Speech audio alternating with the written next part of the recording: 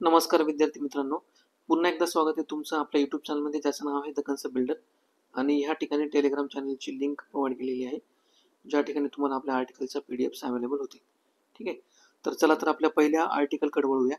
पहिल्या आर्टिकलचा कंटेक्स्ट असा आहे की रिसेंटली हिमाचल प्रदेशमध्ये एका वुमननं, म्हणजे जी गव्हर्नमेंट एम्प्लॉई होती, तिनं काय केलं, सुप्रीम कोर्टमध्ये एक प्लिया फाईल केली होती. आणि तिचा कंटेक्स्ट असा होता की तिला की एक बेबी होता आणि त्या डिपार्टमेंटनं काय केलं की तिला लीव ग्रांट केली नाही त्या बेबीची केअर घेण्यासाठी. आणि त्यामुळे ती केस सुप्रीम कोर्टमध्ये गेली आणि सुप्रीम कोर्टनं काय जजमेंट दिले की denying woman child care leave is a violation of a constitution. म्हणजे वुमनला जर तुम्ही चाइल्ड केअरसाठी जर लीव ग्रांट करत नसाल तर ती it is a basically a violation of the constitution. ठीक आहे. आणि याच्यामध्ये काही इम्पॉर्टन्स आपल्या एक्झामच्या पर्स्पेक्टिव्ह म्हणजे आर्टिकल महत्त्वाचे आहेत की जे स्पेसिफिकली जेंडर इक्वॅलिटी आणि वुमनच्या रिलेटेड आहेत. तर ते आपण बघूया. पहिलं जे आर्टिकल आहे, म्हणजे आपण फक्त असेच आर्टिकल बघणार आहोत की ज्याचं एक्सप्लिसिट कनेक्शन म्हणजे डायरेक्ट कनेक्शन आहे जेंडर इक्वॅलिटी आणि वुमनच्या रिलेटेड. ठीक आहे. पहिलं आर्टिकल आहे आर्टिकल 14. बेसिकली आर्टिकल 14 काय सांगतं की इक्वॅलिटी बिफोर लॉ आणि इक्वल प्रोटेक्शन ऑफ लॉ. म्हणजे लॉच्या समोर सगळे समान आहेत आणि प्रत्येक जणाचं म्हणजे कायदा हा सगळ्यांचं समान रक्षण करेल, इन्क्लुडिंग वुमेन. ठीक आहे. त्याच्यानंतर आर्टिकल 15(1). आता बेसिकली आर्टिकल 15(1) काय सांगतं, हे डिस्क्रिमिनेशन हे प्रोहिबिट करतं डिस्क्रिमिनेशन अगेन्स्ट द सिटीजन. तर त्यांनी काही ग्राउंड्स प्रोव्हाइड केलेले आहेत. For example religion, race, caste, sex, place of birth आणि जो कोणता एखादा ऑदर ग्राउंड असेल त्याच्यामध्ये. ठीक आहे. तर याच्यामध्ये सुद्धा जो सेक्स येतो हा काय येतो एक जेंडर पर्स्पेक्टिव्ह आहे आणि त्यामुळे हे डायरेक्टली आर्टिकल 15(1) हे सुद्धा वुमनच्या रिलेटेड आहे. आपलं नेक्स्ट आर्टिकल आहे आर्टिकल 42. बेसिकली हे काय सांगतं की हे स्टेटला डायरेक्ट करत असतं की फॉर एक्झाम्पल जस्ट आणि ह्युमन कंडिशन ऑफ वर्क आणि मॅटर्निटी रिलीफसाठी स्टेटने काय करायचे की प्रोव्हिजन्स करायचे. हे काय article 42 it is part of directive principle of state policy. ठीक आहे. नेक्स्ट आपला अमेंडमेंट आहे, हे आर्टिकल असून हे कॉन्स्टिट्युशनल अमेंडमेंट आहे, 73rd आणि 74th कॉन्स्टिट्युशनल अमेंडमेंट. तर याच्यामध्ये काय डायरेक्टली वुमनसाठी प्रोव्हिजन करण्यात आलेले की reservation of seats for women in local bodies. ठीक आहे. जे अर्बन लोकल बॉडीज असतील किंवा पंचायत राज असेल तर त्या ठिकाणी वुमनला रिझर्वेशन ऑफ सीट देण्यात आलेले आहेत आर्टिकल 73rd आणि 74th कॉन्स्टिट्युशनल अमेंडमेंटच्या अंतर्गत. ठीक आहे. नेक्स्ट आपला आर्टिकल आहे की Supreme Court allow 14-year-old rape survivor to terminate 13-week pregnancy. तर बेसिकली काय होतं की एक 14-year-old व्हिक्टिम्स होती सेक्शुअल असॉल्टची आणि केस सुप्रीम कोर्टवर काय होती की आफ्टर 30 weeks प्रेग्नन्सी टर्मिनेट करायची का नाही. तर सुप्रीम कोर्टनं असं दिलेलं आहे की त्यांना काय केलेलं अलाव केलेलं आहे की प्रेग्नन्सी टर्मिनेट करू शकता. ठीक आहे. तर बेसिकली आपल्या लॉमध्ये किंवा एक्झामच्या पर्स्पेक्टिव्हने आपल्यासाठी काही इम्पॉर्टंट याच्यामध्ये पॉईंट्स आहेत ते बघूया. तर पहिलं काय आहे की इंडियामध्ये हे सगळ्या गोष्टी रेग्युलेट करण्यासाठी एक ऍक्ट आहे 1971चा ऍक्ट, त्याला काय म्हणतात medical termination of pregnancy act. आणि हे ऍक्ट काय अलाव करतं की टर्मिनेशन ऑफ प्रेग्नन्सी. आणि याच्यामध्ये काय सांगितलं की वेगवेगळ्या 3 कंडिशन सांगितल्या आहेत डिपेंडिंग अपॉन की किती ड्युरेशन झालेलं आहे त्या प्रेग्नंट वुमनचं. ठीक आहे. किंवा त्या फिटसचं. तर त्याच्यावर त्यांनी काय केलेले की ह्या मेडिकल टर्मिनेशन ऑफ प्रेग्नन्सीमध्ये की सर्कमस्टान्सेस किंवा क्रायटेरियाज ठरवलेले आहेत. पहिल्या बेसिकली क्रायटेरिया काय सांगतं की अप टू द 20 weeks. ठीक आहे. 20 weeks मध्ये काय करू शकतात की तुम्ही एका डॉक्टरच्या ॲडवाईजनं की ही प्रेग्नन्सी जी आहे ती अनवॉन्टेड प्रेग्नन्सी जी आहे ती टर्मिनेट करू शकता. ठीक आहे. दुसरी जी केस आहे ती काय सांगते की जर ड्युरेशन 20 weeks to 24 weeks असेल, म्हणजे 20 ते 24 वीकमध्ये जर असेल तर या ठिकाणी म्हणजे डिपेंडिंग अपॉन काही एक्सेप्शन्स आहेत, त्या ठिकाणी तुम्ही काय करू शकता प्रेग्नन्सी टर्मिनेट करू शकता. पण या ठिकाणी 2 रजिस्टर मेडिकल प्रॅक्टिशनर्स जे आहेत तर त्यांचं काय आहे ओपिनियन महत्वाचं आहे किंवा तसं त्यांनी ओपिनियन देणं गरजेचं आहे की तुम्ही ही जी प्रेग्नन्सी आहे ती टर्मिनेट करू शकता. ठीक आहे. तिसरा जो क्रायटेरिया आहे याच्यामध्ये काय सांगितलं की आफ्टर 24 weeks. ठीक आहे. या तिसऱ्या क्रायटेरियामध्ये काय सांगितलेलं आहे की एक मेडिकल बोर्ड असणार आहे आणि हा मेडिकल बोर्ड काय करणार की जे फिटसचं ॲबनॉर्मॅलिटीज आहेत, ठीक आहे, तर त्या ॲबनॉर्मॅलिटीज चेक करून काय करणार आहे की डिसिजन देणार आहे की आफ्टर 24 weeks नंतर की प्रेग्नन्सी आपण हे टर्मिनेट करू शकतो का नाही. ठीक आहे. तर हे फिटल ॲबनॉर्मॅलिटीज हे काय असतात जनरली की बेसिकली काय असतात ह्या त्यालाच आपण काय म्हणतो, कंजनेंटल ॲनोमली किंवा बर्थ डिफेक्ट्स पण असं म्हणतो. आणि बेसिकली ह्या फिजिकल डेव्हलपमेंटल आणि फंक्शनल ॲबनॉर्मलिटीज असतात त्या फिटसमध्ये किंवा ते न्यूबॉर्न बेबी जे असतो ना त्याला. तर हे काय करतात, after 24 week of pregnancy terminate जर करायची असेल तर हे मेडिकल बोर्ड काय करत असतं की ह्या फिटल ॲबनॉर्मलिटीज हा क्रायटेरिया काय करतात, फॉलो करतात. आणि ह्या फिटल ॲबनॉर्मलिटीजवरनं ते काय डिसिजन काय देतात की whether to allowed termination of pregnancy or to not. ठीक आहे. तर आपला जो medical termination of pregnancy act आहे तर त्याच्या अंतर्गत सेक्शन 3B जो आहे, सेक्शन 3B याच्यामध्ये काय केलेलं आहे की कॅटेगरीज मेन्शन केलेल्या आहेत. म्हणजे डिपेंडिंग अपॉन कोणकोणत्या कॅटेगरीजमध्ये आपण ह्या टर्मिनेशन ऑफ प्रेग्नन्सी करू शकतो. ठीक आहे. म्हणजे फॉर एक्झाम्पल स्टॅट्युटरी रेपची जर केस असेल त्या ठिकाणी त्याच्यामध्ये एखादा मायनर किंवा सेक्शुअल असॉल्ट झाला असेल त्यावेळेस, की वुमन विथ डिसेबिलिटीज म्हणजे एखादी वुमन असेल ती डिसेबल असेल आणि she will not carry her pregnancy because of her disabilities. आणि तिसरा जो आहे for example change in marital status of woman during the pregnancy. ठीक आहे. तर बेसिकली आपल्याला याच्यात बघण्यासारखं काय की स्टॅट्युटरी रेप म्हणजे काय. ठीक आहे. तर स्टॅट्युटरी रेप म्हणजे काय असतं की हा एक सेक्शुअल इंटरकोर्स असतो विथ मायनर, म्हणजे जो ज्याचं वय कंप्लीट झालेलं नाहीये ॲज पर द लॉ, त्याला मायनर असं म्हणतात. त्यालाच आपण अंडर एजेस म्हणतो, की ज्याला लिगल कन्सेंट देणं पॉसिबल नाही. आणि इवन म्हणजे मायनरनं जरी तो कन्सेंट दिला असेल समजा की त्याच्यामुळे ती प्रेग्नन्सी उद्भवली असेल, पण तरी सुद्धा हे काय करतं की लॉ मध्ये तसं प्रोव्हिजन नाहीये की बाबा विदाऊट काय म्हणतात त्याला आपण की त्याचं ते पूर्ण एज जे आहे ना समजा, तर ते एज कम्प्लीट झाल्याशिवाय त्याला ती परमिशन देता येत नाही. तर त्यालाच काय म्हणतात, स्टॅट्युटरी रेप असं म्हणतात. आणि हा क्राईम जो आहे म्हणजे फॉर एक्झाम्पल सेक्शुअल असॉल्ट असेल मायनरवर, तर तो आपल्या स्टॅट्युटरी म्हणजे स्टॅट्यूटमध्ये डिफाईन केलेला आहे, म्हणून याला काय म्हणतात, स्टॅट्युटरी रेप असं म्हणतात. ठीक आहे. आणि हा लॉनं प्रोहिबिट केलेला आहे आणि पनिशेबल क्रिमिनल ऑफेन्स आहे. आता असाच एक प्रकारची एक रिलेटेड केस होती, म्हणजे बेसिकली बियॉन्ड टाइम लिमिट, म्हणजे फॉर एक्झाम्पल आफ्टर 24 वीक्स जर प्रेग्नन्सी टर्मिनेट करायची असेल किंवा त्याच्यापेक्षा जर कालावधी झाला असेल तर त्यावेळेस जर प्रेग्नन्सी जर टर्मिनेट करायची असेल तर 1973 मध्ये युएस सुप्रीम कोर्टनं एक व्हर्डिक्ट दिलं होतं. तर त्या केसचं नाव काय, रोए वर्सेस वेड. तर यांनी सुद्धा काय केलं होतं की हे जे फिटल व्हॅलिडिटी त्यांनी काय केली होती, कन्सिडर केली होती. म्हणजे फोएटल ॲबनॉर्मलिटीचा जो पॉईंट आहे, सबस्टॅन्शियल फिटल ॲबनॉर्मलिटी, तर हा पॉईंट 1973 मध्ये युएस सुप्रीम कोर्टनं रोए आणि वेड ह्या केसमध्ये त्यांनी कन्सिडर केला होता. ठीक आहे. याच्या रिलेटेड इंडियामध्ये 2017 मध्ये असाच एक प्रकारचं सुप्रीम कोर्टचं जजमेंट आहे. तर ती केस पण आपण बघूया. Bhatu Boro versus state of Assam हे त्या केसचा कंटेक्स्ट आहे. याच्यामध्ये काय सांगितलं त्यांनी की हे केस सुद्धा टर्मिनेशन ऑफ प्रेग्नन्सी आहे बियॉन्ड जेस्टेशनल टाइम पिरियड. ठीक आहे. म्हणजे मेडिकल टर्मिनेशन ऑफ प्रेग्नन्सी ऍक्टमध्ये जो आपल्याला 3 क्रायटेरिया दिलेले आहेत, for example up to or below 20 weeks, in between 20 to 24 weeks आणि बियॉन्ड 24 वीक्स. तर त्याच्या जर बियॉन्ड जर गेला असेल तर ह्या केसमध्ये काय सांगितलेलं आहे की मेडिकल बोर्डनं काय केलं होतं ह्या केसमध्ये, Bhatu Boro versus state of आसाममध्ये, तर मेडिकल बोर्ड कधी ओपिनियन देतं की ज्या वेळेस टर्मिनेशन ऑफ प्रेग्नन्सी ही 24 वीक्सच्या बियॉन्ड जर असेल. ठीक आहे. तर ह्या वेळेस काय करतात, मेडिकल बोर्डचं ओपिनियन घ्यायचं असतं. पण ह्या केसमध्ये काय झालं होतं की मेडिकल बोर्डनं ओपिनियन देण्यापासून नकार दिलं होतं, त्यांना ओपिनियन देता आलं नव्हतं. म्हणून काय केलं होतं, सुप्रीम कोर्ट जे आहे यांनी काय केलं होतं, ते डिसिजन घेतलं होतं आणि त्या ठिकाणी अलाव केलं होतं त्या विक्टिम्सला की टर्मिनेशन ऑफ प्रेग्नन्सीसाठी. ठीक आहे. आणि ती ह्या ठिकाणी जी प्रेग्नंट वुमन होती ही बियॉन्ड 26 वीक प्रेग्नंट वुमन होती. ठीक आहे. नेक्स्ट आपला आर्टिकल आहे सेमी कंडक्टरच्या रिलेटेड. ठीक आहे. तर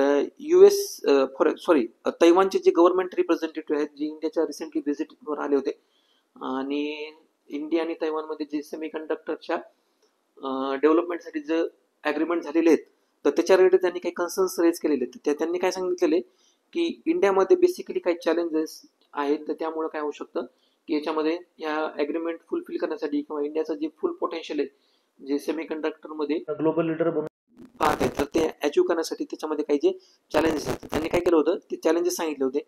फॉर एक्झाम्पल त्यांनी काय सांगितलं होतं की ॲडमिनिस्ट्रेटिव्ह स्ट्रक्चर जे आहे तर ते फिजिबल नाही आहे इंडियामध्ये की हे चिप मॅन्युफॅक्चरिंग जे आहे तर ते इफिशियंटली करण्यात यावं म्हणून.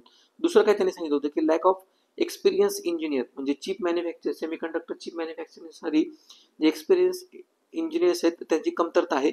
दुसरं काय सांगितलं त्यांनी की हाय टॅरिफ ऑन इलेक्ट्रॉनिक कंपोनंट, म्हणजे जे इम्पोर्टेड इलेक्ट्रॉनिक कंपोनंट आहेत त्याच्यावर खूप मोठ्या प्रमाणावर टॅरिफ इम्पोज केलं जातं. आणि चौथी जी गोष्ट सांगितली त्यांनी की इनॲडिक्वेट इन्फ्रास्ट्रक्चर. ठीक आहे, म्हणजे हे सेमीकंडक्टर मॅन्युफॅक्चरिंगसाठी जे इन्फ्रास्ट्रक्चर लागतं हाय स्केल टेक्नॉलॉजीचं ते सध्या भारतामध्ये अवेलेबल नाही. तर आपल्या एक्झामच्या पर्स्पेक्टिव्ह आपल्यासाठी काय काय महत्वाचं आहे, एक तर बेसिकली सेमीकंडक्टर कशाला म्हणतात, आणि दुसरी गोष्ट काय की इंडियाचं एक सेमीकंडक्टर मिशन सुद्धा होतं, तर त्याच्याबद्दल आपण जाणून घेऊया. ठीक आहे, तर बेसिकली सेमीकंडक्टर काय असतं की काही असे मटेरियल्स असतात की जे काय की कंडक्टर आणि इन्सुलेटर ह्या दोघांच्या मधले प्रॉपर्टी शो करत असतात. ठीक आहे, electrical substance that or whose electrical conductivity fall between the conductor and insulator. ठीक आहे, तर बेसिकली कंडक्टर काय असतात की असे मटेरियल की जे काय करत असतात, इलेक्ट्रिसिटी असेल, हीट असेल किंवा साऊंड असेल तर ते काय करतात, त्या मटेरियलमधनं इझिली पास करू शकतात. आणि समजा जर इलेक्ट्रिकल कंडक्टरच्या पर्स्पेक्टिव्ह आपण जर बघितलं तर असे मटेरियल किंवा असे मेटल्स असतात ते काय करतात की फ्लो ऑफ इलेक्ट्रिक कंडक्ट हे इझिली त्यांच्या मटेरियलमधनं फ्रीली पास होऊ शकतो. कशामुळं, कारण त्याच्यामध्ये फ्री इलेक्ट्रॉन्स असतात, त्यांनाच काय म्हणतात, कंडक्टर असं म्हणतात. आणि दुसरं काय, इन्सुलेटर, हे कंडक्टरच्या अपोजिट असतात की ज्यांच्यामधनं इलेक्ट्रिसिटी असेल, हीट असेल किंवा साऊंड हे इझिली पास होत नाही. आणि कशामुळे पास होत नाही की त्याच्यामध्ये फ्री इलेक्ट्रॉन नसतात म्हणून. ठीक आहे, तर कंडक्टरचे एक्झाम्पल कोणकोणते, कॉपर आणि गोल्ड. आणि इन्सुलेटरचे एक्झाम्पल काय सांगितले, ग्लास आणि रबर, की ज्यांच्यामधनं इलेक्ट्रिसिटी फ्रीली पास होत नाही. आणि हे जे सेमी कंडक्टर हे काय करत असतात माहिती आहे का, की कंडक्टर आणि इन्सुलेटर यांच्यामधली प्रॉपर्टी दाखवत असतात. म्हणजे आपण याला काय करू शकतो की कंट्रोल करू शकतो. ठीक आहे, म्हणजे इम्प्युरिटीज वगैरे ऍड करून त्यांना कंट्रोल करू शकतो किंवा त्यांचा जो फ्लो आहे, फ्री फ्लो ऑफ इलेक्ट्रॉन ते मॅनेज करू शकतो. त्यांनाच काय म्हणतात, सेमी कंडक्टर असं म्हणतात. आणि बेसिकली याचे जे ऍप्लिकेशन जर बघितले तर हे ट्रान्झिस्टरमध्ये डायोड्स, सोलार सेल्स, एलईडी जे आपले बल्ब्स आहेत ते, किंवा इंटिग्रेटेड सर्किट्स असतील, किंवा मायक्रो प्रोसेसर किंवा मेमरी चिप्स, आणि आपले जे एव्हरीडे आपण ऍप्लिकेशन यूज करतो, फॉर एक्झाम्पल स्मार्टफोन असतील, कम्प्युटर्स असतील, तर अशा ठिकाणी ह्या सेमी कंडक्टरचा खूप मोठ्या प्रमाणामध्ये यूज होतो. ठीक आहे, यांचे जर एक्झाम्पल बघितले तर सिलिकॉन हा एक सेमी कंडक्टर आहे, जर्मेनियम, गॅलियम आर्सेनाइड आणि सिलिकॉन कार्बाइड. तर हे एक्झामच्या पर्स्पेक्टिव्ह आपल्यासाठी महत्वाचे आहेत, तर एक्झाम्पल तुम्ही लक्षात ठेवा. ठीक आहे, तर इंडियाचं ह्या सेमीकंडक्टर डेव्हलपमेंटच्या रिलेटेड 2021 मध्ये इंडियन सेमीकंडक्टर मिशन हे आलं होतं. तर याच्यामधले आपण की प्रोव्हिजन्स बघून घेऊया. तर पहिलं तर की प्रोव्हिजन्स काय आहे की फायनान्शियल इन्सेंटिव्ह प्रोव्हाइड करायचा. ठीक आहे, कशासाठी फायनान्शियल इन्सेंटिव्ह प्रोव्हाइड करायचा, की त्यांच्या डिझाईन, मॅन्युफॅक्चरिंग आणि रिसर्चसाठी. दुसरा जो मेन पॉईंट आहे हे काय की इन्फ्रास्ट्रक्चर सपोर्ट, म्हणजे बेसिकली याच्यासाठी जे लागणार आहे, सेमीकंडक्टर इंडस्ट्री डेव्हलप करण्यासाठी हाय क्वालिटी आणि हाय ग्रेड इन्फ्रास्ट्रक्चर जे लागणार आहे, तर त्याच्यासाठी सुद्धा फंडिंग करण्याचं प्रोव्हिजन ह्या इंडियन सेमीकंडक्टर मिशनमध्ये आहे. तिसरं काय की to establish secure supply chain. तर बेसिकली याच्यामध्ये काय होणार आहे की सेक्युअर आणि trusted semiconductor supply chain establish करायची, जेणेकरून इंडियाचा जो डिपेंडन्स आहे फॉरेन कंट्रीजवर किंवा फॉरेन इम्पोर्ट्सवर, तर तो काय होईल, तर तो रिड्यूस होईल. नेक्स्ट पॉईंट आपला आहे रिसर्च अँड कोलॅबोरेशन. तर याच्यामध्ये काय करायचे की ज्या हाय कटिंग एज टेक्नॉलॉजीज किंवा सेमीकंडक्टर रिसर्च असतात, तर त्याच्यामध्ये काय करायचे की वेगवेगळ्या कंट्रीज बरोबर कोलॅबोरेशन करायचं, आणि इंडियामध्ये काय करायचं की रिसर्चसाठी वेगवेगळे ज्या इन्स्टिट्यूशन आहेत इंडियामध्ये त्या त्यांना प्रमोट करायचं. ठीक आहे, नेक्स्ट आपला जो पॉईंट आहे तो काय, सेमिकॉन इंडिया प्रोग्राम. तर बेसिकली ह्या प्रोग्राममध्ये काय असणार आहे की फायनान्शियल इन्सेंटिव्ह प्रोव्हाइड करायचे सेमीकंडक्टरसाठी, आणि त्यांचे जे ऍप्लिकेशन्स आपण तयार करणार आहोत त्यांच्या प्रमोशनसाठी यांना काय करायचे, फंडिंग करायची. ठीक आहे, नेक्स्ट आपला आर्टिकल आहे plastic treaty talk, what do countries आणि फर्म्स वॉन्ट. बेसिकली या आर्टिकलचा कंटेक्स्ट काय आहे की 2022 मध्ये युनायटेड नेशनची जनरल असेंब्लीची एक मिटिंग झाली होती, आणि 2022 मध्ये असं ठरवण्यात आलं होतं की 2024 एंड म्हणजे जोपर्यंत 2024 संपतं तोपर्यंत एक ग्लोबल प्लास्टिक ट्रीटी एस्टॅब्लिश करण्यात येईल. ठीक आहे, तर बेसिकली हा आर्टिकलचा कंटेक्स्ट आहे. आणि ह्या ग्लोबल प्लास्टिक ट्रीटी एस्टॅब्लिश करण्यासाठी किंवा त्याचे जे बेसिक फ्रेमवर्क्स आहेत किंवा रूल्स आणि रेग्युलेशन्स आहेत किंवा त्यामध्ये काय असणार आहे बेसिकली हे ठरवण्यासाठी कॅनडामध्ये एक मीटिंग अरेंज करण्यात आलेली आहे, म्हणजे ग्लोबल लीडर्स जे आहेत, इम्पॉर्टंट ग्लोबल लीडर्स त्या ठिकाणी जमलेले आहेत. तर हा या आर्टिकलचा कंटेक्स्ट आहे. तर आपल्यासाठी एक्झामच्या पर्स्पेक्टिव्ह महत्वाचं काय ते बघूया. तर आताच आपण बघितलं की 2022 मध्ये जी युनायटेड नेशन एन्व्हायरमेंटल असेंब्ली झाली होती, तर त्या ठिकाणी जे ॲग्रीड नेशन जे होते, लाईक माइंडेड नेशन जे होते, त्यांनी काय ठरवलं होतं की एक लिगली बाइंडिंग ट्रिटी जी आहे ती 2024च्या एंडपर्यंत एस्टॅब्लिश करण्यात येईल. आणि त्याचा जो मेन गोल असणार आहे तो काय असणार आहे की प्लास्टिक पोल्युशन क्रायसिस हे वर्ल्डमधलं जे ते सॉल्व्ह करण्याचा त्याचा मेन पर्पज असणार आहे. ठीक आहे. नेक्स्ट पॉईंट याच्यामध्ये काय सांगतं की म्हणजे याच्या मार्फत म्हणजे ही जी प्लास्टिक ट्रिटी आहे तर ह्या मार्फत काय करणार आहेत की प्लास्टिक पोल्युशनचा जो प्रॉब्लेम आहे तो कसा ऍड्रेस करणार आहे. पूर्ण त्याची जी एंटर लाईफ सायकल आहे प्लास्टिकची, म्हणजे फॉर एक्झाम्पल त्याच्या प्रोडक्शनपासून तर त्याच्या डिस्पोजल ऑफ पर्यंत तर ते याच्यामध्ये त्याच्या रिलेटेड प्रोव्हिजन्स असणार आहे. ठीक आहे. तर याच्यामध्ये दोन ग्रुप्स बेसिकली पडलेले आहेत. एक तर त्यांना जो सपोर्ट करतो म्हणजे फॉर एक्झाम्पल हे इरॅडिकेशन ऑफ द प्लास्टिकला सपोर्ट करतात आणि दुसरे काय की ते अपोज करतात. तर याच्यामध्ये अपोज करणारे कोण कोण आहेत तर प्लास्टिक आणि पेट्रोकेमिकल प्रोड्युसिंगच्या कंट्रीज आहेत. फॉर एक्झाम्पल सौदी अरेबिया असेल, इराण असेल किंवा चायना असेल. तर हे बेसिकली यांचं म्हणणं काय आहे की टोटली प्लास्टिक इरॅडिकेट करण्यापेक्षा तर त्याच्यामध्ये काय करायचं त्यांना की अल्टरनेटिव्ह जे आहेत किंवा ज्या टेक्नॉलॉजीज आहेत त्याच्यामध्ये त्यांना इन्व्हेस्टमेंट करण्यासाठी त्यांचं असं मत आहे. पण याच्या अपोजमध्ये म्हणजे ज्यांना टोटली प्लास्टिक 2024च्या शेवटपर्यंत इरॅडिकेट करायचे किंवा त्यांना जे प्लास्टिक ट्रिटी 2024च्या एंडपर्यंत आणायची त्यांना काय म्हणतात हाय अम्बिशन कोएलिशन ग्रुप असं म्हणतात. तर त्यांचं मत काय की they wants to end plastic pollution by 2040. म्हणजे दोन ग्रुप आहेत. पहिला ग्रुप काय म्हणतो की टेक्नॉलॉजिकल इंटरव्हेन्शन असायला पाहिजे आणि हा ग्रुप कोणता आहे की ज्यांना म्हणजे प्लास्टिक आणि पेट्रोकेमिकल प्रोड्युसिंग कंट्रीज आहेत ज्याच्यामध्ये सौदी अरेबिया, इराण आहे. आणि दुसरा ग्रुप कोणता आहे की हाय अम्बिशन कोलिशन, याच्यामध्ये युरोपियन युनियन मधल्या कंट्रीज आहेत, आयलँड नेशन्स आहेत आणि जपान्स आहेत. म्हणजे ज्यांना खूप मोठ्या प्रमाणामध्ये त्रास झालेला आहे प्लास्टिकचा, फॉर एक्झाम्पल आयलँड कंट्रीज आहेत. तर अशाने जो ग्रुप तयार केलेला आहे त्यांना काय म्हणतात हाय अम्बिशन ग्रुप म्हणतात किंवा हाय अम्बिशन कोलिशन असं म्हणतात. आणि त्यांचं मत काय की 2040 पर्यंत की हे जे प्लास्टिक पोल्युशन हे पूर्णपणे बंद करून टाकायचं. ठीक आहे. तर बेसिकली हाय अम्बिशन कोलिशन काय की हे ग्रुप ऑफ कंट्रीज आहेत की त्यांचं म्हणणं काय की ending plastic pollution through a global treaty, म्हणजे ही लिगली बाइंडिंग ट्रिटी त्यांना 2024 पर्यंत तयार करायची आहे. आणि याच्यामध्ये हा कधी ग्रुप फॉर्म झालेला आहे 2022ला जी युनायटेड नेशनची एन्व्हायरमेंटल असेंब्ली एस्टॅब्लिश झाली होती. तर त्या ठिकाणी हा 2022ला हाय अम्बिशन कोएलिशन ग्रुप हा एस्टॅब्लिश करण्यात आलेला आहे. ठीक आहे. आता बेसिकली प्लास्टिकच्या रिलेटेड काही इम्पॉर्टंट टर्म्स आहेत तर आपण ते जाणून घेऊया. तर पहिलं एक गोष्ट आहे virgin plastic. Basically virgin plastic काय असतं की एकदम टोटली नवीन प्लास्टिक असतं. म्हणजे हे काय रिसायकल वगैरे नसतं किंवा दुसऱ्या एखाद्या सोर्सपासून दुसऱ्या एखाद्या प्लास्टिकच्या सोर्सपासून हे तयार केलेलं नसतं. हे टोटली न्यू असतं, नॉन रिसायकलेबल हे प्लास्टिक असतं आणि produce using raw material. Basically याचा जो एन्व्हायरमेंटल होणारा इम्पॅक्ट आहे हा जास्त आहे. कशामुळं कारण याच्यामध्ये जे प्रोडक्शनसाठी वापरलं जाणारं जे रॉ मटेरियल आहे हे नॉन रिन्युएबल रिसोर्सपासून तयार होतं. म्हणजे बेसिकली पेट्रोलियम आणि नॅचरल गॅसपासून हे प्लास्टिक तयार होतं, व्हर्जिन प्लास्टिक. ठीक आहे. दुसरं जे आहे हे single use plastic. Single use plastic म्हणजे काय की अशा प्लास्टिक ज्याचा फक्त एकदाच वापर आपण करू शकतो आणि त्याला त्याच्यानंतर डिस्कार्ड किंवा डिस्पोज करायचं असतं. याच्यामध्ये कोणकोणते एक्झाम्पल्स असतात प्लास्टिक बॅग्स असतील, स्ट्रॉज असतील, वॉटर बॉटल असेल किंवा पॅकेजिंग मटेरियल असेल. म्हणजे बेसिकली आपण जे वॉटर बॉटलनं प्लास्टिकच्या वॉटर बॉटलनं पाणी पितो हे सुद्धा सिंगल यूज प्लास्टिक आहे. आणि आपण काय करतो की कंटिन्युअसली याचा यूज करतो पाणी पिण्यासाठी, पण हे एन्व्हायरमेंटच्या आणि हेल्थच्या पर्स्पेक्टिव्हने हे धोकादायक आहे. तर आपण ही प्रॅक्टिस जी बेसिकली ही टाळली पाहिजे. ठीक आहे. त्याच्या रिलेटेड जे सस्टेनेबल अल्टरनेटिव्ह आहेत फॉर एक्झाम्पल मेटल बॉटल असतील चांगल्या तर त्या यूज केल्या पाहिजे. आणि तिसरी जी इम्पॉर्टंट टर्म्स याच्या आपल्या एक्झामच्या पर्स्पेक्टिव्ह महत्वाची ठीक आहे एक्सटेंडेड प्रोड्युसर रिस्पॉन्सिबिलिटी. तर बेसिकली एक्सटेंडेड प्रोड्युसर रिस्पॉन्सिबिलिटी म्हणजे काय असतं की एखादा प्लास्टिक प्रोडक्ट आपण मॅन्युफॅक्चर केला तर त्या वेगवेगळ्या स्टेजमधून तो पास होतो. ठीक आहे. म्हणजे हा प्लास्टिक प्रोडक्ट मॅन्युफॅक्चर केला, हा कन्झ्युमरकडे गेला आणि कन्झ्युमरनं काय केलं त्याचा यूज झाल्यानंतर त्याला काय केलं डिस्पोज ऑफ केलं. ठीक आहे. तर हे काय होतं डिस्पोज ऑफ केल्यानंतर याची जी ट्रॅकिंग जी चेन आहे तर याची रिस्पॉन्सिबिलिटी कोणाचीच नसते. ठीक आहे.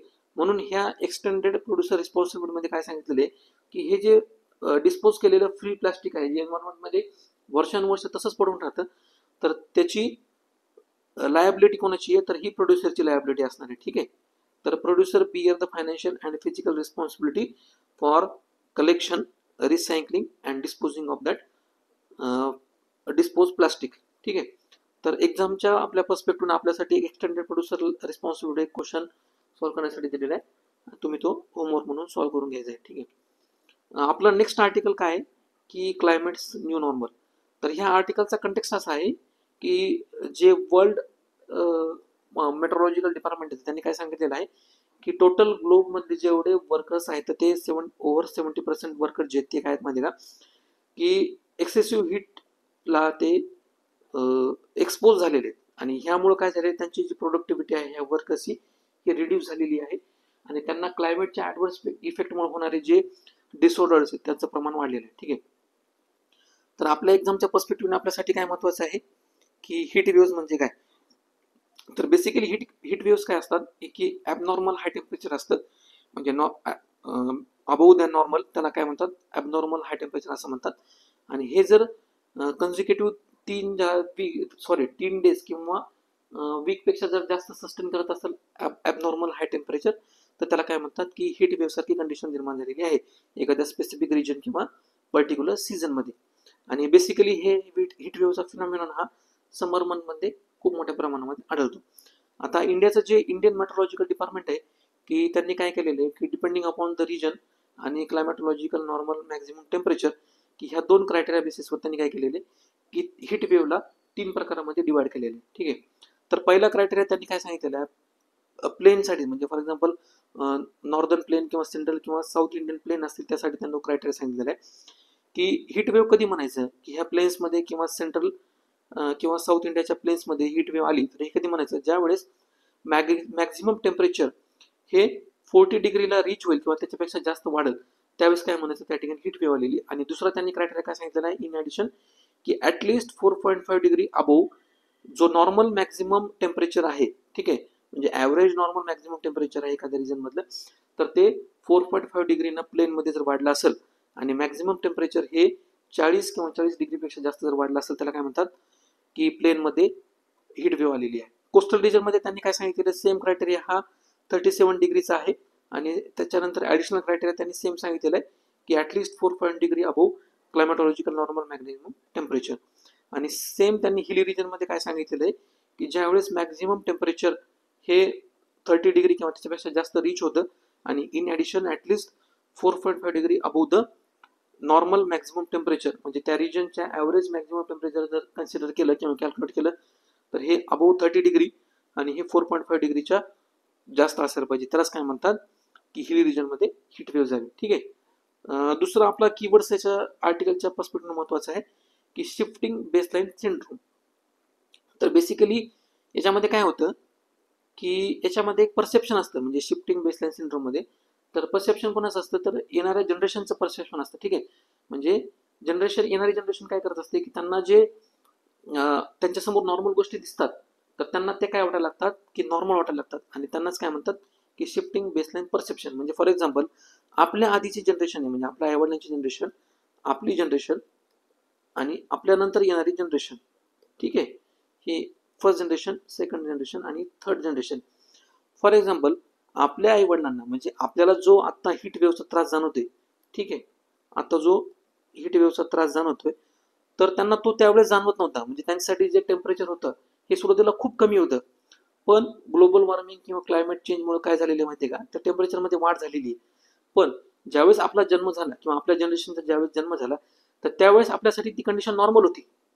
ठीक आहे, म्हणजे त्यांच्यासाठी जर 30 डिग्री सेंटीग्रेड ही कंडिशन जर नॉर्मल असेल आणि आपला ज्यावेळेस जन्म झाला, ठीक आहे, म्हणजे याच्यामध्ये एक जनरेशन पास झालं आणि आपल्यासाठी 35 डिग्री सेंटीग्रेड हे जर नॉर्मल वाटत असेल, पण येणाऱ्या जनरेशनमध्ये किंवा येणाऱ्या काळामध्ये हे टेम्परेचर 35 न राहता हे काय वाढणार आहे, वाढणार आहे.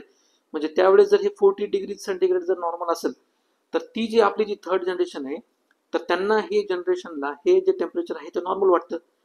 ठीक आहे, म्हणजे त्यांचं जे परसेप्शन आहे ह्या टेम्परेचरच्या रिलेटेड हे खूप जास्त वाटतं.